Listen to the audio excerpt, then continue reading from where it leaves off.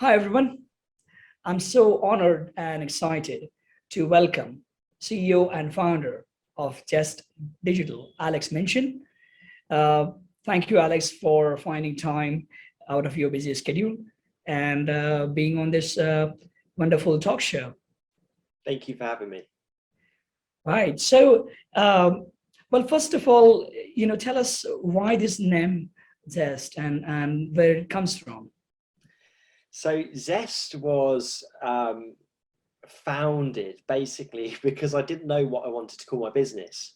So I got really frustrated at, how do you even get to a name? And what I ended up doing was just listing down all of the things that I wanted to be known for, that I wanted us to do differently, what was frustrating me within the industry at the time. So I ended up just going through some ideas, and I wrote down refreshing, energetic, lively, zingy, zesty, and then after kind of going through them, I was like, actually, like I think Zest works, and it kind of embodied what I wanted to be, what I wanted the company to be in terms of Right. personality. Yeah.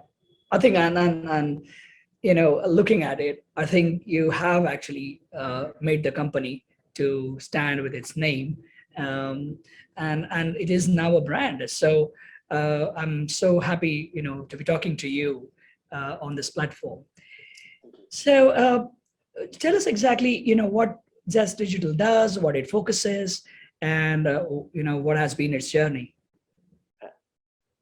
Okay, so in terms of what we do growth marketing, which is a little bit of a buzzword within the industry. But the way that I like to sort of separate it from digital marketing is that we're growth focused. So we're focused on growing leads, we're focused on growing sales and conversions for our clients. We use 100% test-based methodology, which just means that we don't assume anything. We never come up with a plan at the start and say this is going to be our 12-month roadmap. We start with what we know for sure and look at the data, and then we set some tests.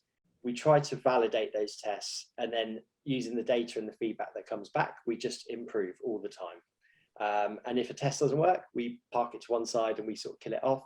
And so it's very much like kind of picking a lock. You can't just sort of shove a pin in there and hope for the best. You have to do it bit by bit.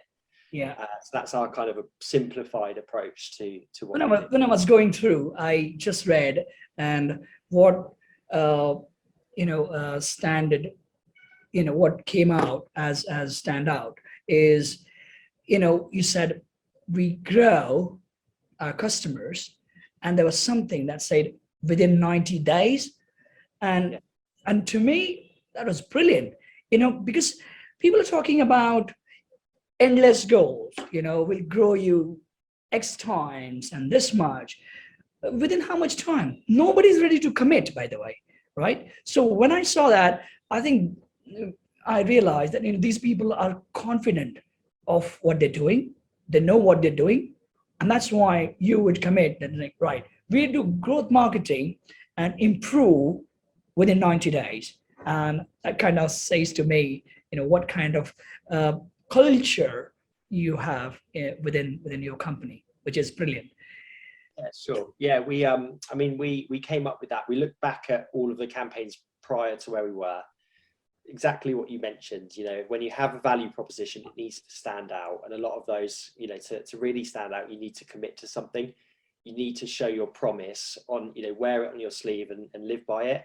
So for us, because we focus quite heavily on paid marketing and paid advertising, we have an advantage in some ways, that we have a budget to play with that we then apply to our clients' business. So we don't necessarily have to do all the same legwork as some of the SEO work that we do.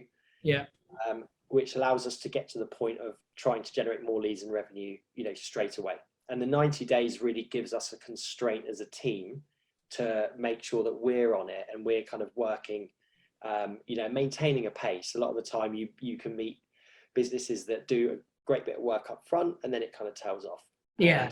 And by having promises, you keep yourself honest, and you can't.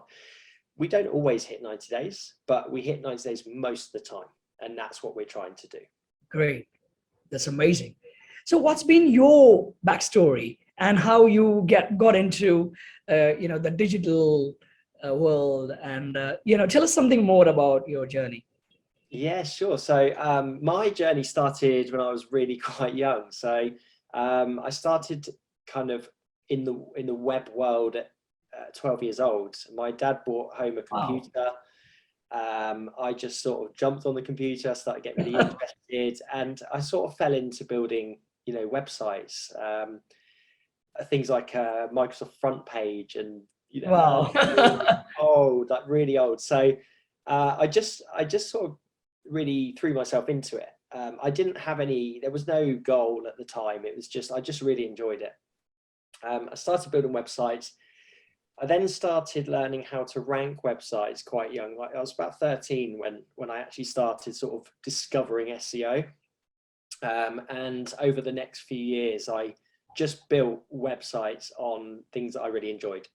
So to give you an example, I built a website I received a blender for my birthday or Christmas one year. And I just started documenting recipes. So I made a smoothie website and documented the recipes, and then started selling recipe books and blenders and things for affiliate marketing. Amazing. And that's literally what I did. So I did that. I ranked it. I started to earn revenue from advertising and affiliate income. I did it again and again and again and again. So that's how I kind of fell in love with what I was doing. So I was like, wow, I was 15. My dad had to sign me up for a PayPal account and different sort of affiliate marketing networks to allow me to get paid.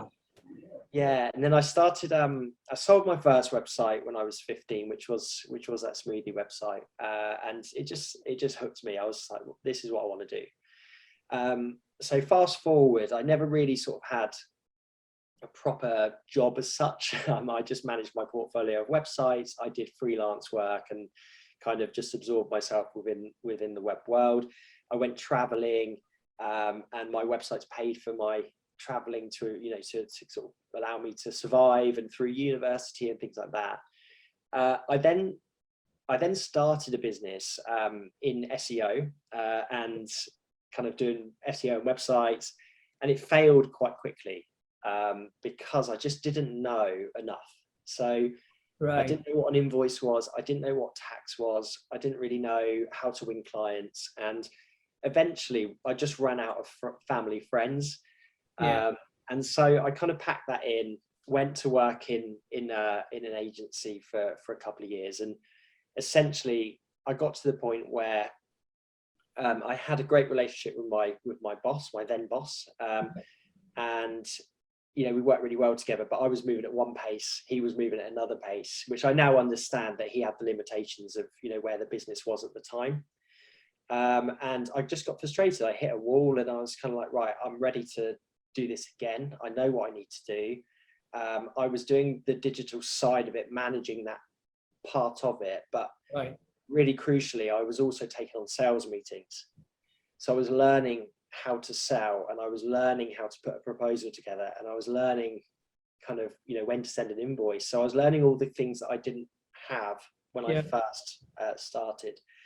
And that was it. That was 2010. I was 23 years old, and I just remember speaking to one of my best clients, and he was giving me all of his plans, and I just said, I'm not going to be here. And kind of, I hadn't done anything at that point, but at that exact moment, I knew I was going to start a business. So what's your focus now? What sort of customers are they? Small businesses, medium businesses, large? What's your focus? So they're mostly small and medium. We focus on kind of the medium-sized businesses, to be honest. We've done enterprise. For me personally, I don't get much joy in the enterprise space because I think unless you're doing big work, big agency work, and you're really involved, you tend to do work and kind of complete things, but it's not for any real purpose. You're not actually making a change. So what I love about the small and medium sized businesses, and medium in particular, because they have there's a bit more impact that you can make at a faster pace. Yes. You can really impact those businesses. You literally can change them. And that's great. You work with the MDs and CEOs and senior people who really want to make a difference. You get involved, you collaborate together, and then the impact of that has, it resonates so much further than some massive corporate where you're just like a tiny little speck. So we really love that market. We've been with some of our clients when they were £2 million turnover, and they're now like 15, 16. We've been there the whole way. Right. Well, let me repeat that for the audience, by the way. There are a lot of small and medium businesses who would be watching us now. So if you are somewhere, in that sort of bracket, and if you're thinking, well, how do I scale from $500,000, $1 million or 2 million to 15 million? Alex has just said, how he has helped people achieve that. So, he's your go-to man, should you need anything, right? So obviously, every journey has got its challenges, and I'm sure, you had yours too. And of course, moving out of a job and getting started with your own stuff. But then you have to obviously pay all the costs and bills and everything, right? So I guess my question is, what was your biggest challenge and how did you handle that? Yeah, I mean, you're absolutely right. There's so many challenges along the way. I think the key thing is when I started, I had no dependencies, no responsibilities. And that's a real advantage. If you're just starting out in business or your career, be brave when you're young. And I don't mean that in a kind of patronizing way, because I hope I'm not old myself, but when you don't have those kind of those extra costs and responsibilities involved, you can be a bit more brave, you can take a few more risks. So go for it. If it doesn't work out, it doesn't work out. And I know that from trying to start before I started Zest. Yeah. As you develop as a business, and some of those challenges will become harder, because again, responsibilities. You have employees, you have more clients. There's more moving parts to your business. So for me, my biggest challenges were, I've got three actually. So my biggest challenge was taking on my first employee, which I think is a shared common experience for any business that's ever done it. You're just thinking, oh my God, can I afford that person?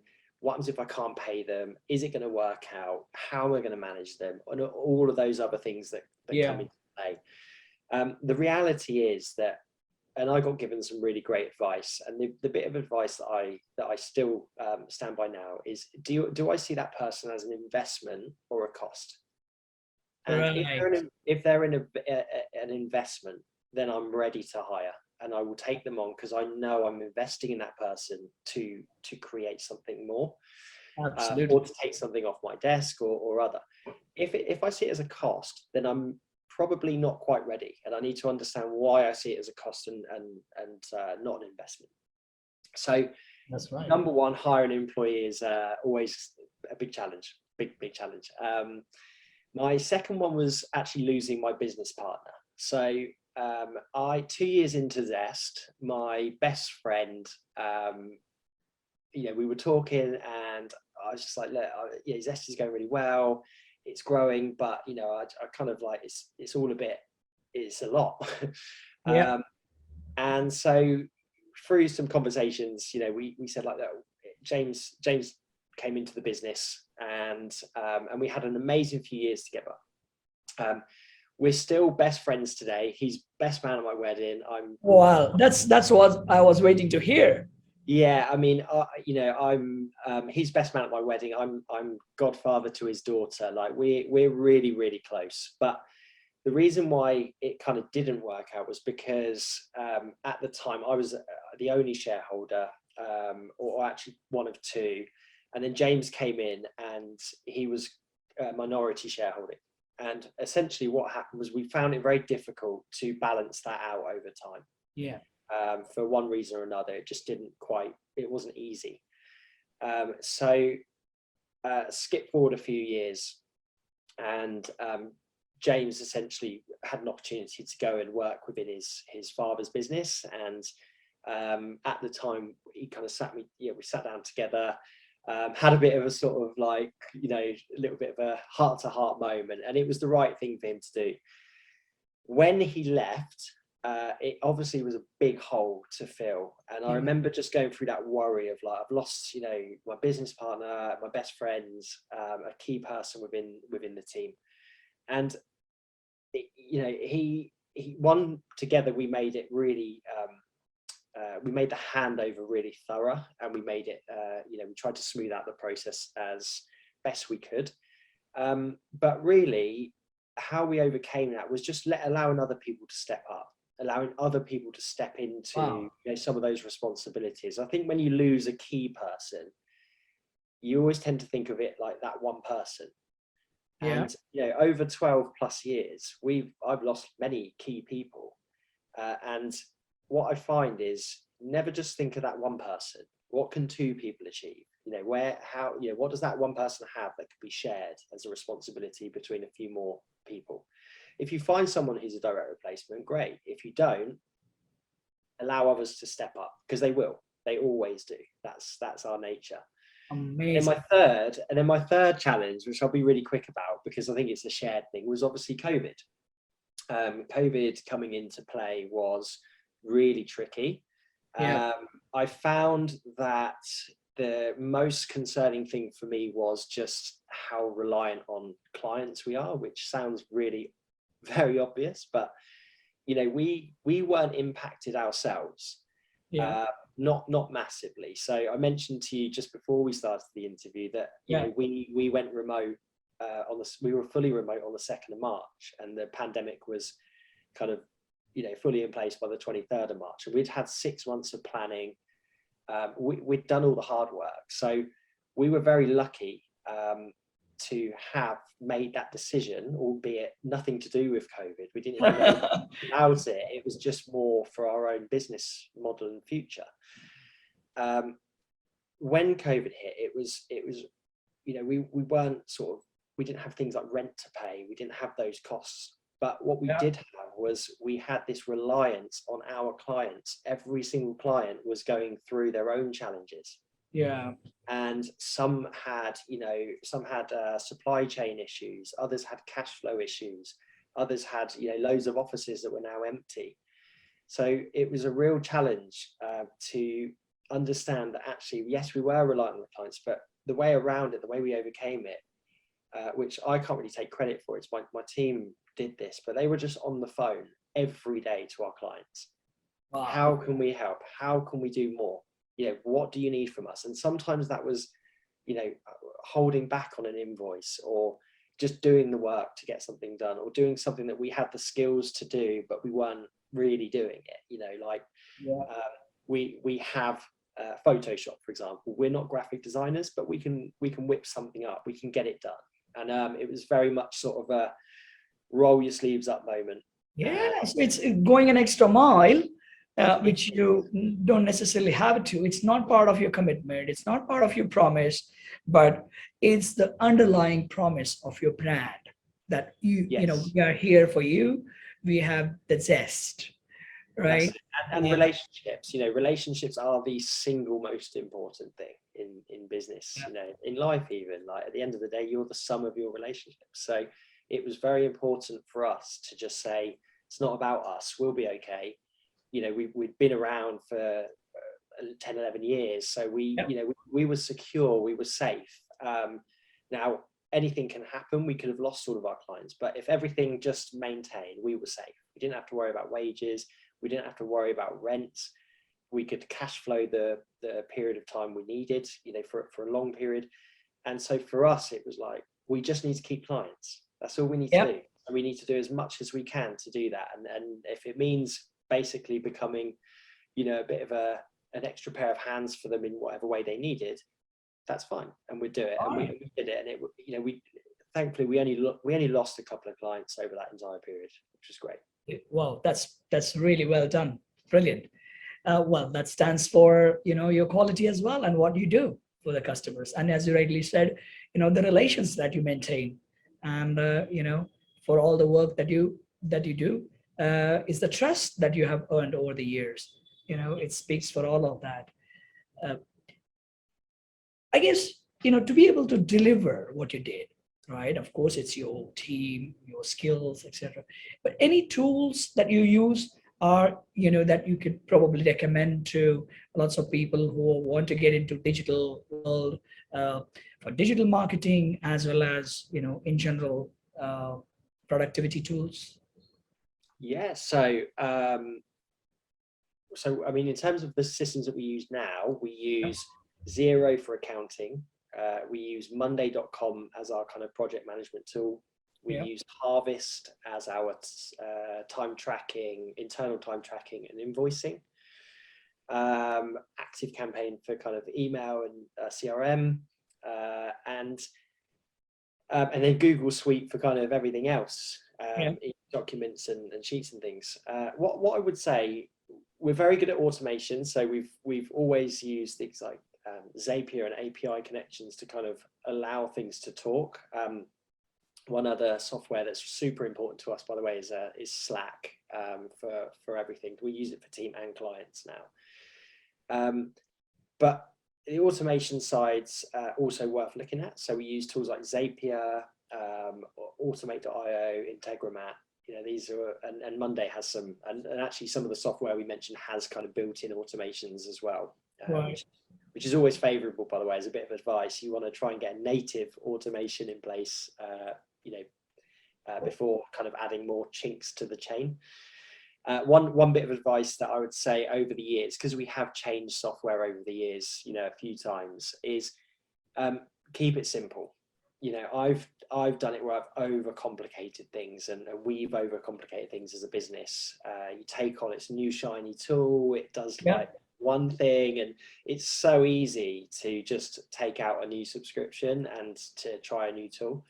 And I think what I've learned over the years is actually that can just compound, the kind of mental weight for your team, because it's another system to manage. So just consider that if you take on a bit of software, you've got to think it's not only the subscription cost, but someone has to manage it, someone has to maintain it, to update it, to communicate it. You need logins. How does one thing talk to another? Where is there double entry and administration? So for us, it's about condensing as much as possible now. I think that's very useful. I think, you spoke about a lot of tools, but I think the key takeaway is keep it simple, and depending on your size at the time, when you're picking up a tool, be mindful of not overburdening your team with too many tools and processes. I think that's very important. A bit of advice I was given by my coach was, it's a great little line, and it says, simple scales, complexity fails. I just love that with everything. I like that. Whatever I'm doing, I'm like, simple scales, complexity fails, and I'll go into it with that mindset, because it's very easy to add things on, but to take things away or to keep it as is a lot harder. SSCF. Okay, I'll remember that. Nice way to put it, and nice way to keep it, in front of your eyes all the time. Because sometimes it, but you still get into something, and then you realize, well, actually I knew it, but I just didn't realize. And I think let's bring our focus to, simple scales and complexity fails, like that. Hi there. I just wanted to share with you all why London School of Digital Business is doing this great people interview series. Well, for the last few years, small and medium businesses have been facing lots of challenges. Individuals have been wondering what's going to happen to their careers because of these emerging trends and technologies, artificial intelligence, VR, AR. What's going to happen? It feels as if the world is changing. And then COVID hit, and there is a lot of depression in the minds of people. So we thought we need to bring in some positivity, bring in some motivation and inspiration. And it's all good to know these stories of Elon Musk and Jeff Bezos and Bill Gates. But we wanted to talk about the extraordinary stories of the people that you get to see in the ordinary world. They are no way ordinary people. They are great people, but they are the ones you can relate to.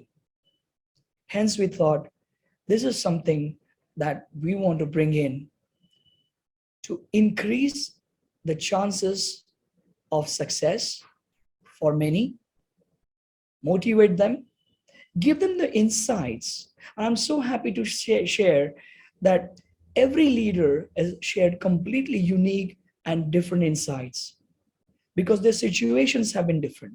Somebody was alone, and we know that entrepreneurs are alone at the top and how it feels, and they fought their challenges.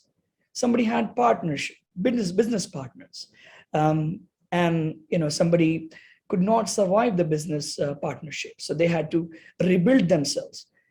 Somebody thought, well, I could have done this differently if I was to go back in time. So every insight is so unique.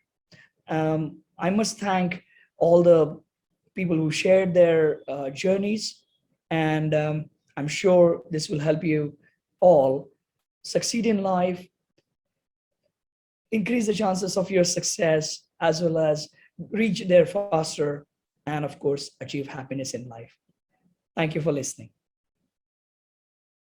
Like that. Love it. Well, if you were to go back in time, is there anything that you would have liked to do differently?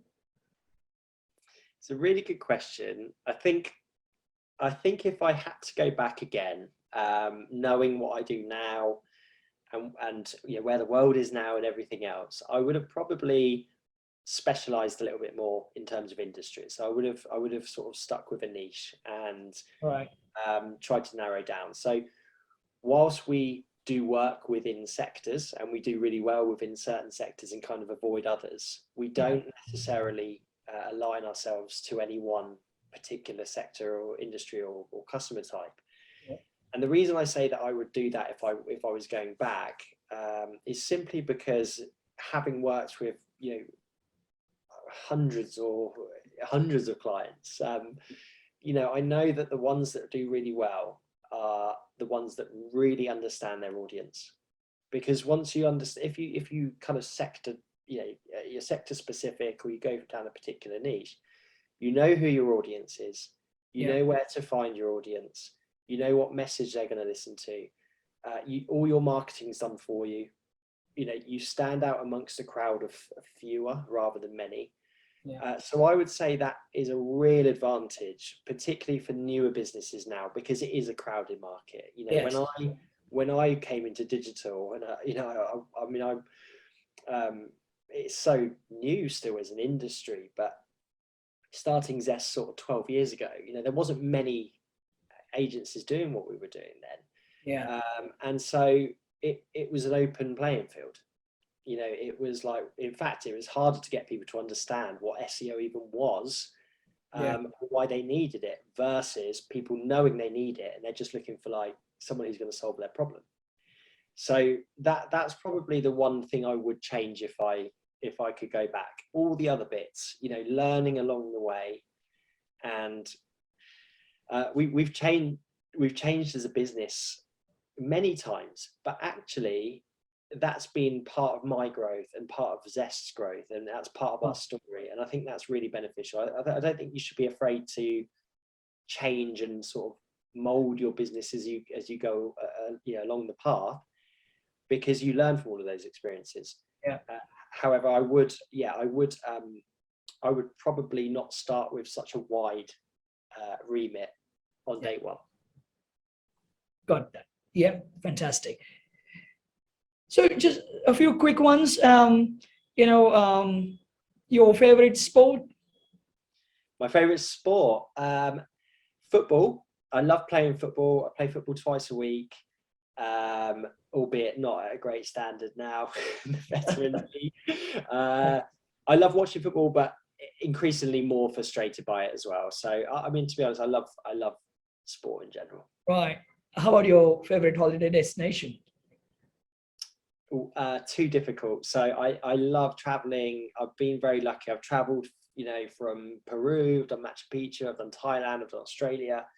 I love seeing the world. And I think I couldn't possibly tell you one destination, but what I would say is it would be hot. Great. Okay. And how about your family and pets at all? So no pets. I grew up with a dog. My partner Becky didn't grow up with any pets. She had a few cats, but I'm allergic to cats. So I've been working on her to try to get a dog in the family for like 2 years now. Right. I'm still grinding away, but I'm not having much progress. So no pets. In terms of family, I'm from a quite big family. So my mum's South American, my dad's English. Right. Becky's family's half Italian and English. So between us, I mean, we're getting married in this July, and just the family members. Thank you.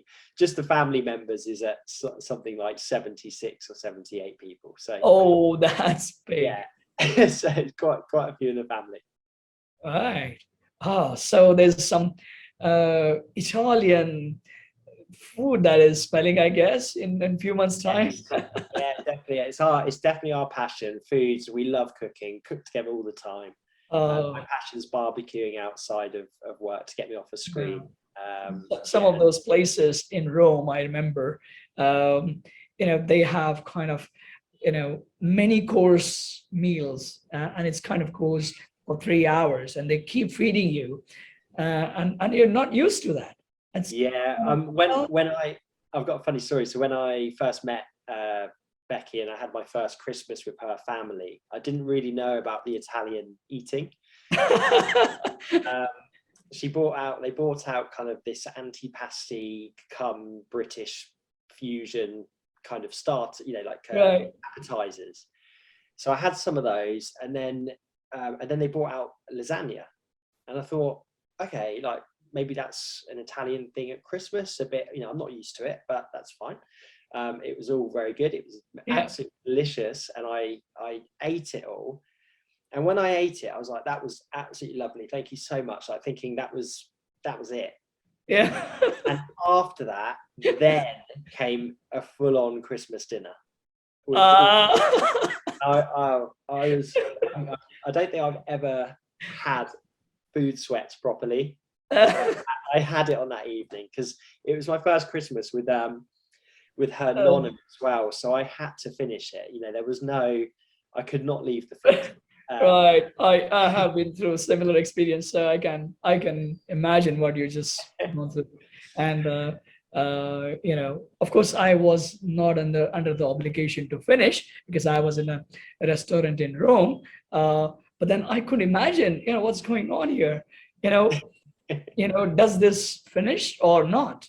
They still actually, as long as you want to keep going, we'll keep bringing in the next dish. And I'll like, wow, that's something. All right. So the next, a bit of a important part is, what would be your inspiration, why, and also, share a piece of advice for our audience. Sure. So inspiration wise, I've always found this quite a difficult question around things like role models, and I think there's quite a lot of pressure actually to have a role model, and to have it, people that you're inspired by, and I know from my experience, I've just never really had a specific person and why. I've got many people that inspire me and that I take, that I see as a role model. But I remember when you get these questions on kind of booklets and things like that, goal plan. I ended up writing just like standard people, an Elon Musk or Steve Jobs or something like that. And I think on reflection, I was actually like just putting the names down for the sake of it. So I don't know if you've ever seen a speech by Matthew McConaughey, which was his 2014 Oscar speech, but it really, really sat with me. And he says that his role model is his future self. Oh, And I really love that, because he says that he's always chasing a better version of himself, and what's he like in future, and he has to live up to those standards. And I've kind of stolen that from him, because I just really love, actually, I think that we should all be our own role models a little bit more. You shouldn't have to aim for someone else.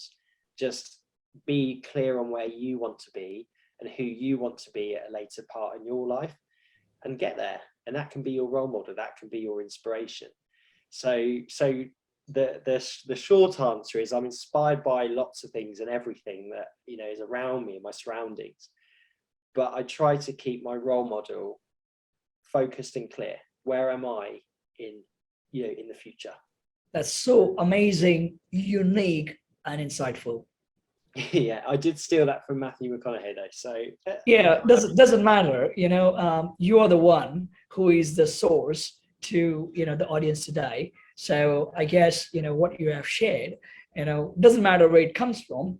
I think that was so unique, and I think it's an eye opener for many of us, who are trying to follow someone, right, and end up following many, because we think, well, Richard Branson, yes, that's my hero, my local hero.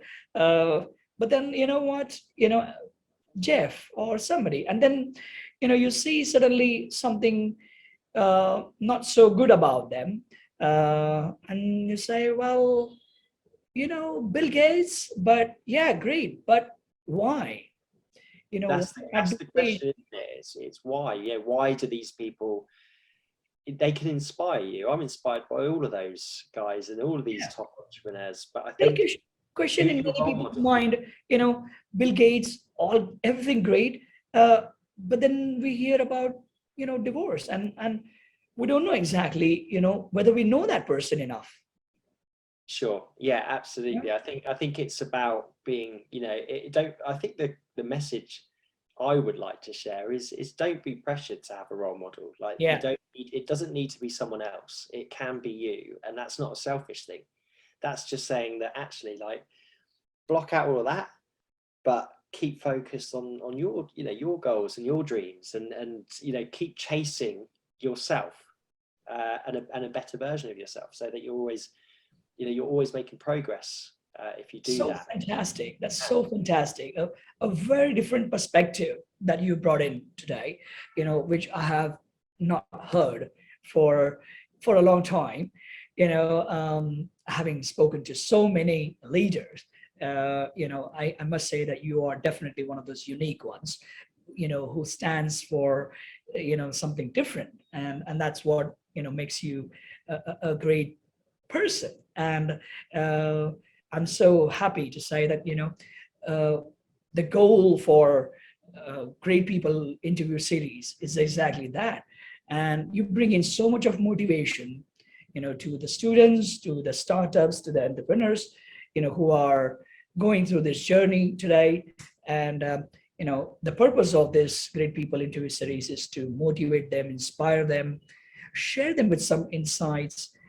Uh, as you rightly said, there's a pressure to find a mentor. Not everybody finds the right kind of mentor, and through this interview, if we can share any insights to anybody who is trying to do something good in their life, I think that's the whole purpose of this series. um, so really, thank you for your time. Thank you for having me. It's been great. I think the key thing for me, as we spoke about, was having the right people around you, and just having that advice. It's so important. It allows you to get ahead when you're not feeling so great. You don't feel 100%, and you need that kind of network around you, or just little sources of advice and bits of experience along the way that can help you. So yeah, absolutely agree. If I can give one bit of advice to someone who watches this, then it's been a worthwhile interview. It's been great talking to you as well. Same here. Okay, thanks a lot for your time, Alex, and it has been an amazing interview, I must say. Thank you very much. All right, cheers.